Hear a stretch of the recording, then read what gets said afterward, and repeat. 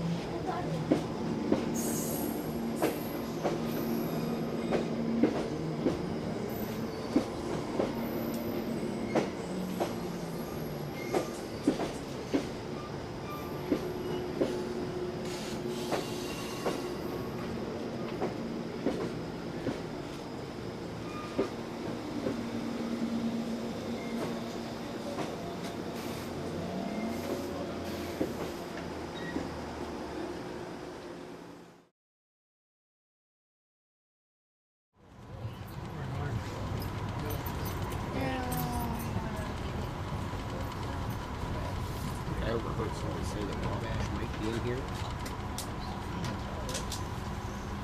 Could be.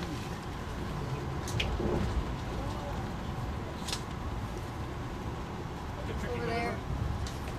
This? Yeah, it's meant to go a little bit slowly, hit some buttons. It's okay. Oh. I'm at it.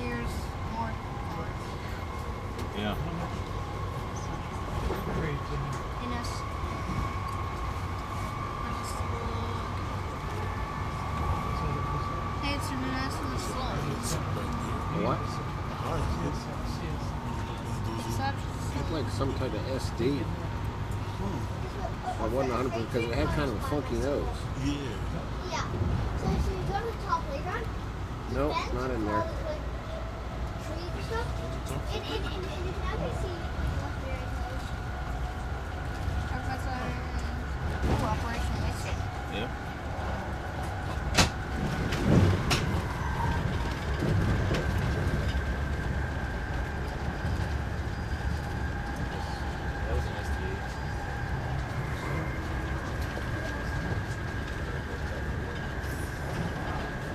We're getting back to triple-digit speeds here as we're heading toward the northeast side of Baltimore here.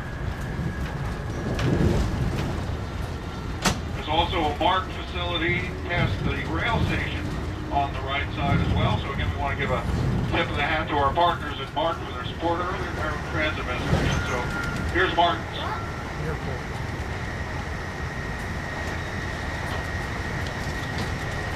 Where I keep my boat is real close to here. You'll see Benji's driving. Old Brian Luther's still up there too, that still operates. But my boat is maybe 5 minutes from here. That's where Spence, he was crew chief on the A-10s. They actually did the metal work on that display seaplane there too. And there's a Sabre somewhere in there that he worked on. Got a lot of people there. Quite a few people out there. Oh, I can see the photographers all along there. Just let you know.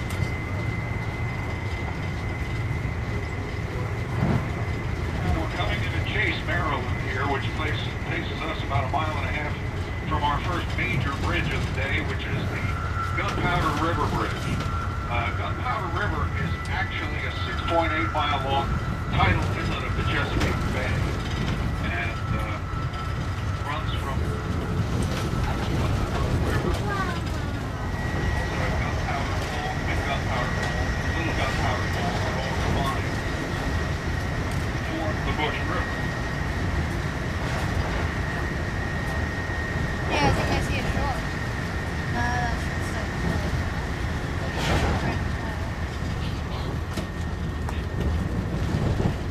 Bridge itself is about a mile long. As you've just seen, we are on the mountain. Ladies and gentlemen, we seem to have a maroon-colored Fuji palm-sized digital camera looking to be reunited with its owner. So please come to the cafe car for your camera. There's also really wide river. Also really wide one. This is also really wide river.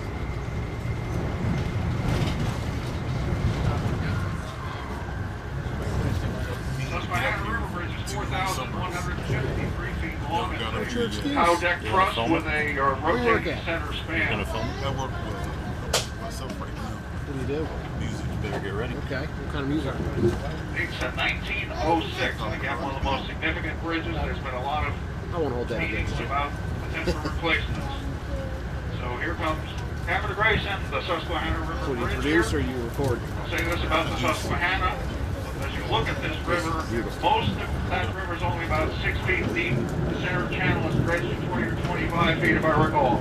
Oh, look at So that. say hello to Mother Susquehanna. What a magnificent day. That's what I would be doing.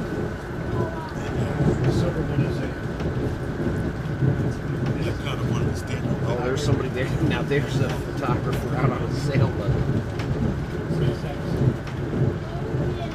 Oh, a bunch of photographers down in the water there. Some over here. It's not the ovation that the 611 got. It's pretty darn good. Request Mr. Matt Donnelly. Matt Donnelly, would you please come to car number 3, please? Matt Donnelly. To see the Wilmington Shops. You never see this. Coming alongside Wilmington Shops here, so check it out. It's kind of like looking in the window of a store before you step inside a little bit later.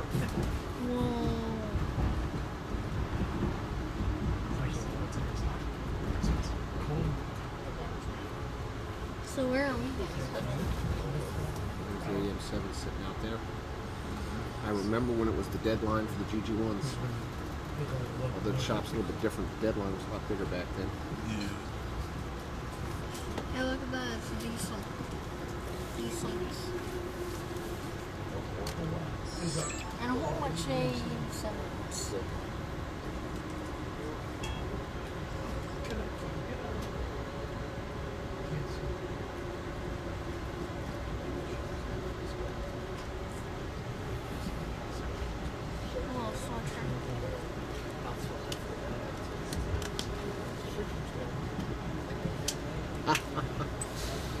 Even a few Amtrak employees turn out to be rail buffs. Andy.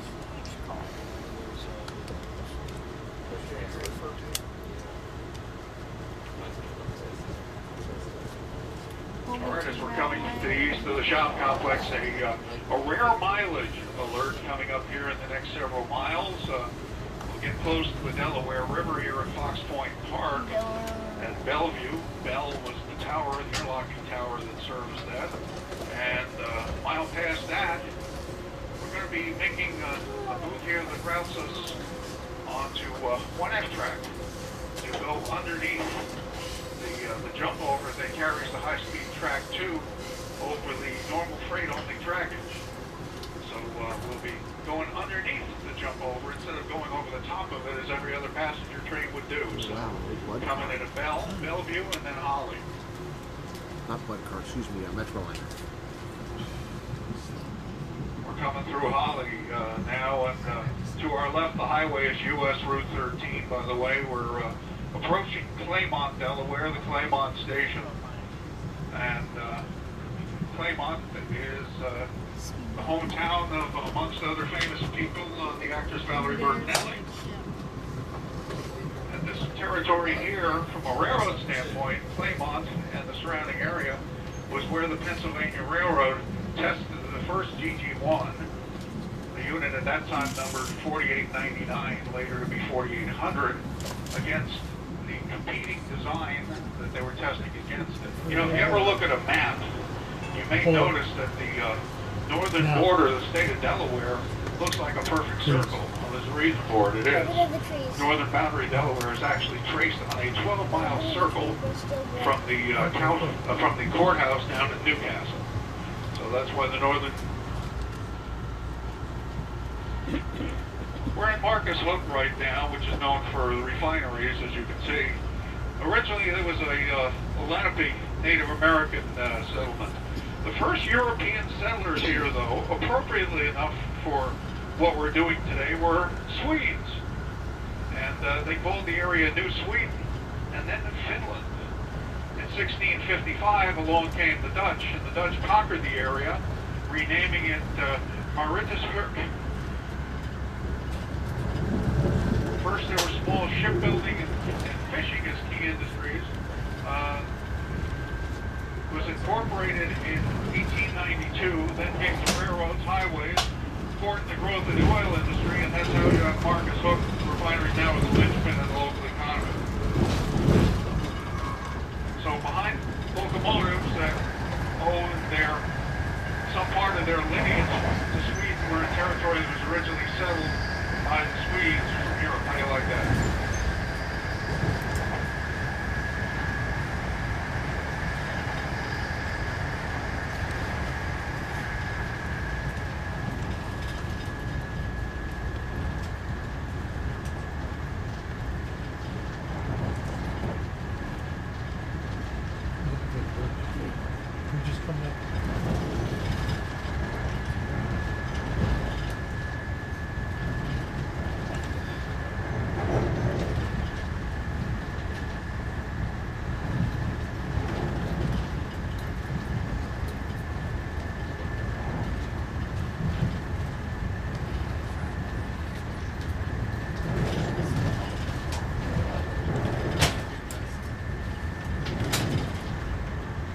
City of Chester.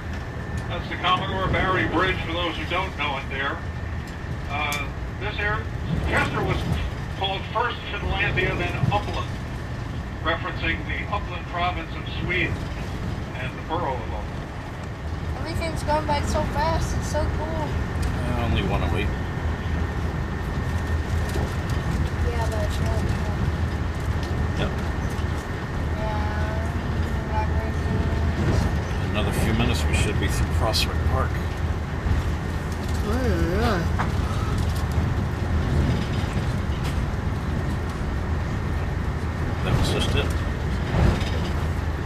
just went through the station where we were watching trains. So that means Norwood's coming. There's Norwood. Which means we'll be really close to. We're going to keep going and then. I don't think they're done eating yet. Oh no, I know. Like following. Wilmington Transit. How you doing? 942 Veterans AEM-7 lead, and the 946 is the trailer. And we're looking at when we get down to Wilmington. A little bit about some previous history here. We'll look back, we'll look ahead a little bit later. Hope you're enjoying the trip so far here. Thanks so much.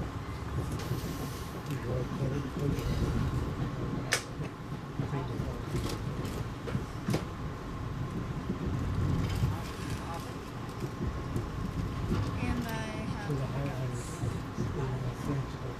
Drink a little bit of water.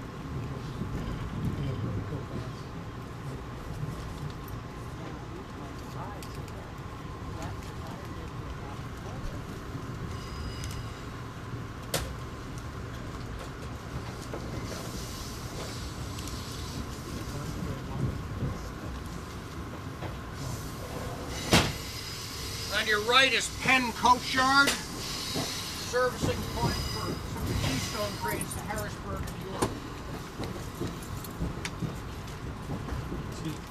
Hey, how are you? All right, good to see you. That's a high line again. Around and miss the whole station. As we're accelerating out of the throat here at the south end of 30th Street, keep an eye to the left of the train. Will come along the grade that leads off of the historic Arsenal Bridge and the old Arsenal Tower, and mention that's right there for south to south Street. And that was the branch line operating down to Greenwich Yard, South Philadelphia, that the Army Navy gang specials of the Pennsylvania Railroad ran for many, many years. The substation there is also sewer structure. Coming to the Arsenal.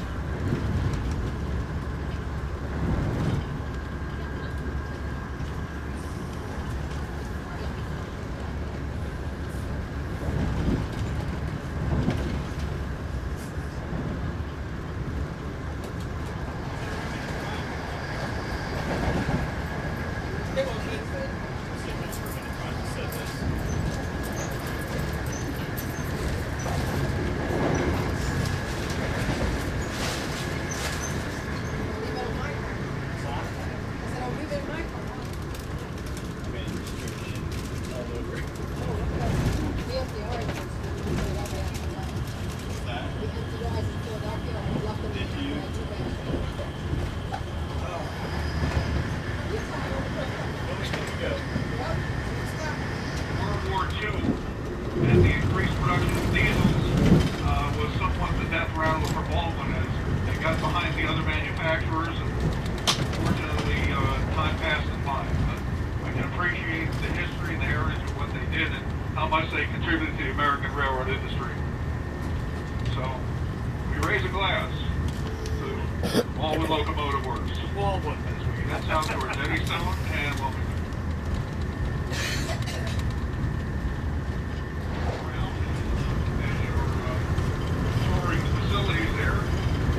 Subject matter experts will be wearing white hard hats, so any technical questions you might have, detailed questions, you're going to have a tough time stumping them, I suspect.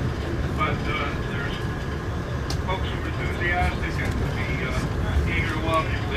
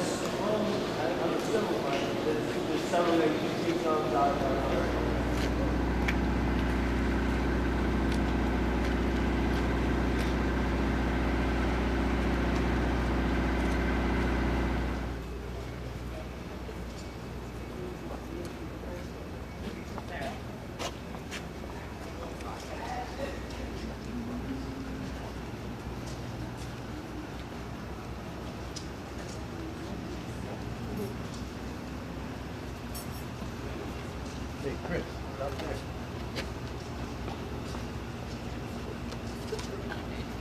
Get it? Yeah.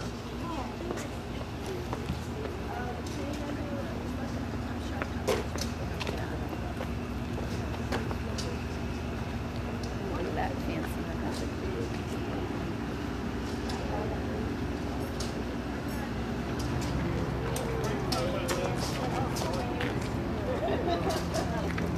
That's the last thing he was thinking.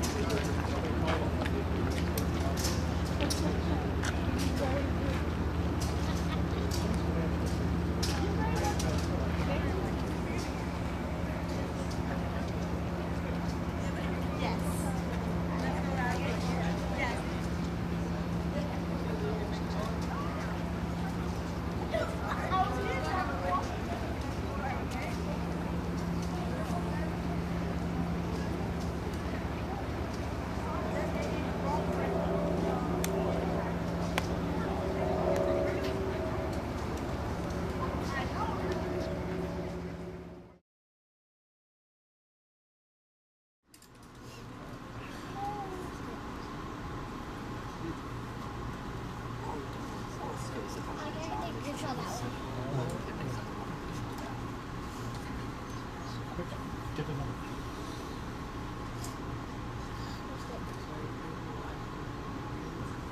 This is hard to see it. Get it out this way.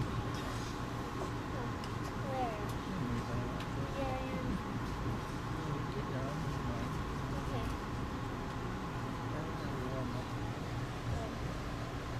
See what time it is. 3:42.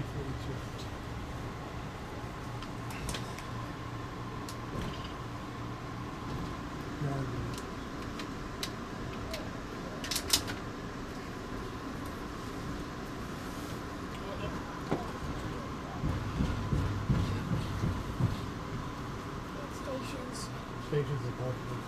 How long will it take us? Because of the wrecks that are big problems. What? What? If it wrecks in the tunnel, you have a big problem. What? If it wrecks in the tunnel, you have a big problem. Oh. So if we walk into this, but you can go faster when you're not in the tunnel. Right? Okay. We're coming up on the main. Tell me when we get all the way over the far truck. Oh, like that far truck to the main? Or that one in the middle. Oh, so that one we were just on was when to get onto the main. Oh, okay, I get it.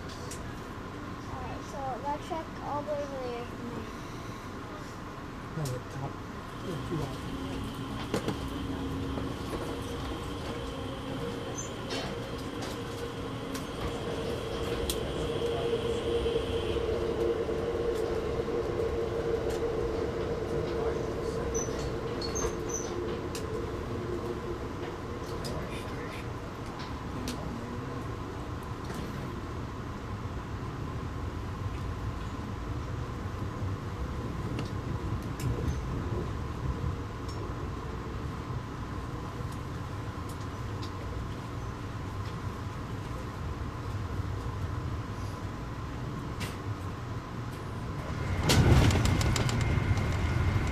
All right, our second name here, second name of the lottery is Dave Whitty. Dave Whitty. Ticket number 2.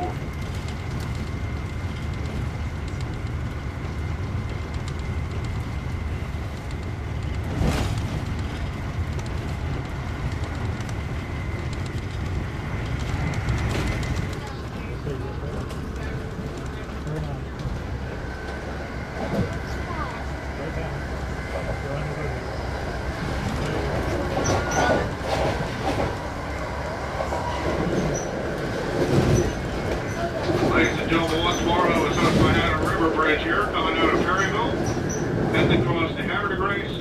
If you look up the river to the right there, that's the Haddam Bridge on Route 40. Beyond it is the B&O Railroad Bridge, CSX these days. And again, markers in the center will indicate where the canvas dredge for navigation. And some interesting museums on the near side here as we get to Havre de Grace, including a couple about the canal system worthy of your attention. Havre de Grace, and heading down towards Oakington and Aberdeen and Maryland.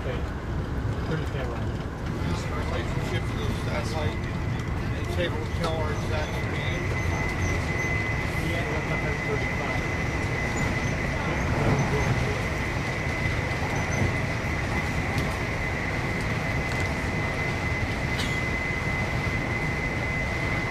CZA Hanneker, H-A-N-N-I-K-E-R, is a Hanneker. Number 47, Austin McDougal, M-A-C-D-O-U-G-A-L-L, Austin McDougal. Number 48, Sam Peg, B-E-G-G-Jesus, Sam Peg. Number 48, Number 49 is David Peterson, P-E-T-E-R-S-E-N, David Peterson. And number 50 is Lee Edgar, E-D-G-A-R, Lee Edgar. Thank you.